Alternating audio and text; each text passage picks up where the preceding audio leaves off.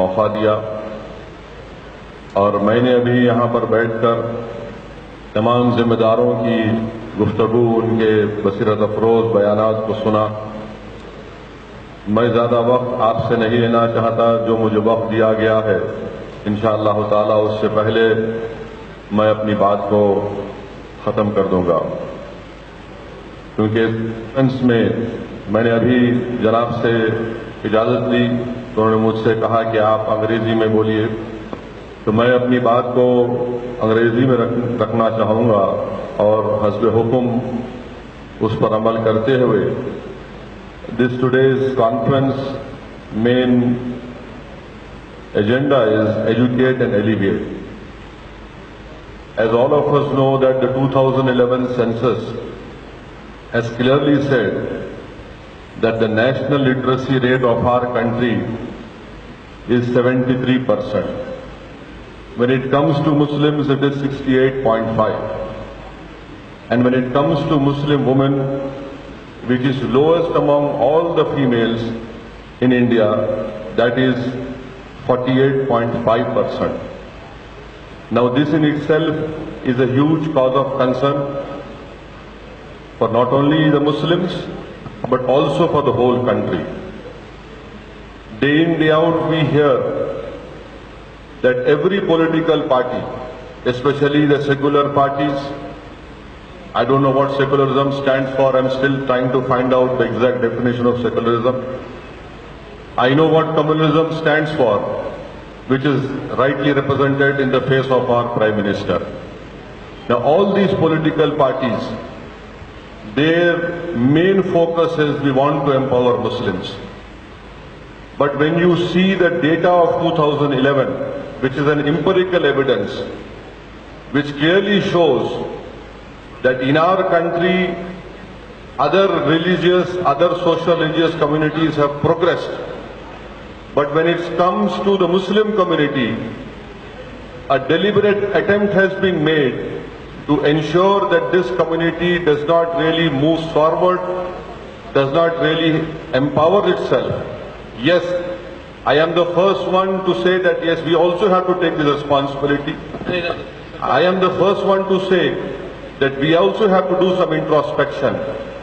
But having said that, it is the people in power, in whatever political form they are intellectually dishonest. And that is why we see that we are celebrating 7 years of our independence. And how is it that our community has been deliberately kept backward?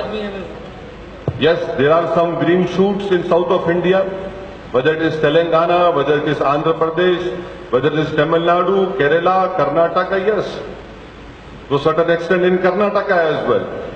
But what pulls down the Muslim community is states like Uttar Pradesh, states like Bihar, states like Assam, states like West Bengal. And all these states have been ruled by the so-called secular parties and the communal parties.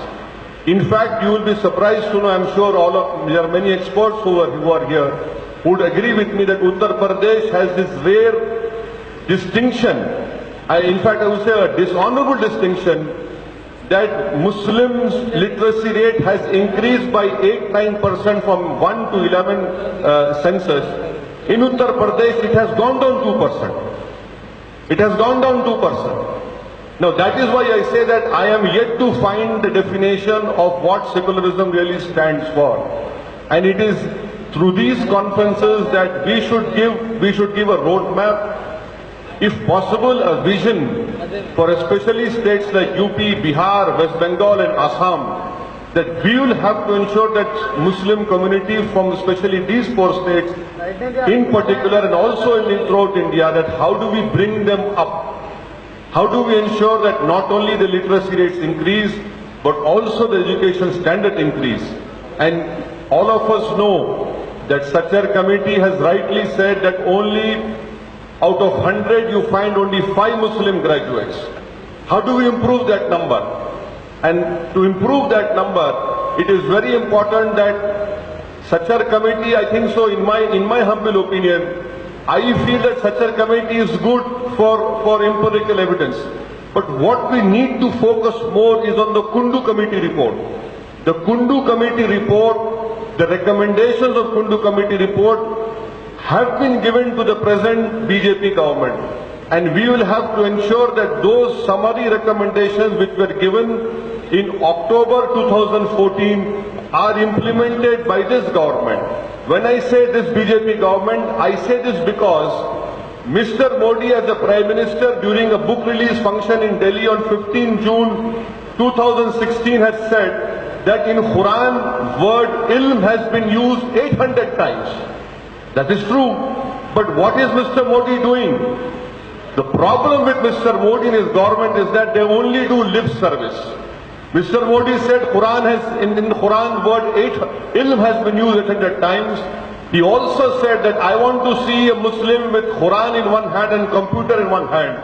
But the fact of the matter is, the reality in this country now is that instead of giving computer in our hand, Mr. Modi and his party is ensuring that we are killed in the name of cow. We are killed in the name of buffalo. We are killed in the name of nationalism.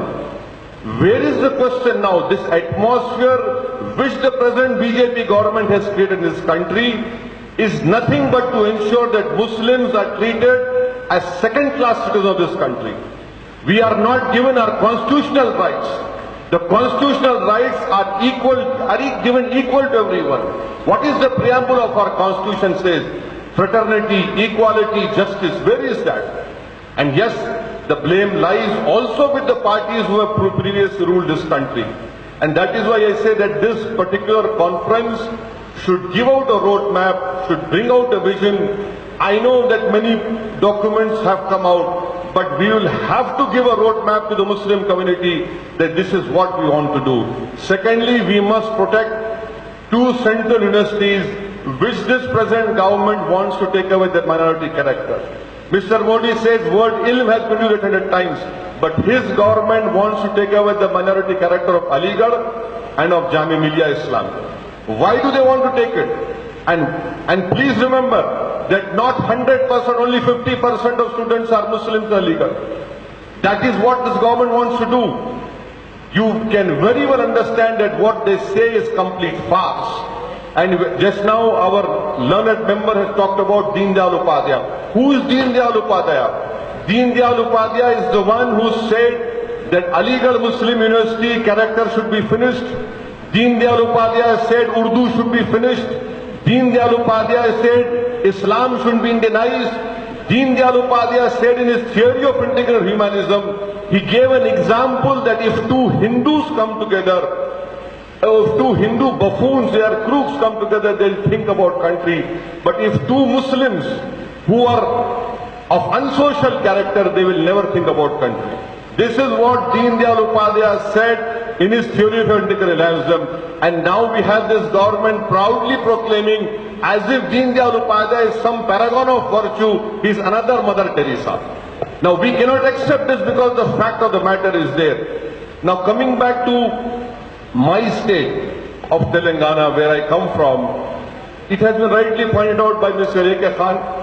Very clearly he has laid down what the present government has done. And I must say on record that what has been done by the government so far, in my last 23 years of political life, I have never seen a chief minister so concerned about Muslim education. The chief minister, whenever we meet him, the last meeting we had, Mr. Khan was there. In that meeting we said, sir, that many issues are there, please address it. The chief minister was very positive. Now, as rightly pointed out by Mr. Khan, that this government has established more than 200 residential schools, where more than 50,000 students are studying free of cost. From class 6, 7, 8, the standard of education is fantastic. And I am sure you please mark my words.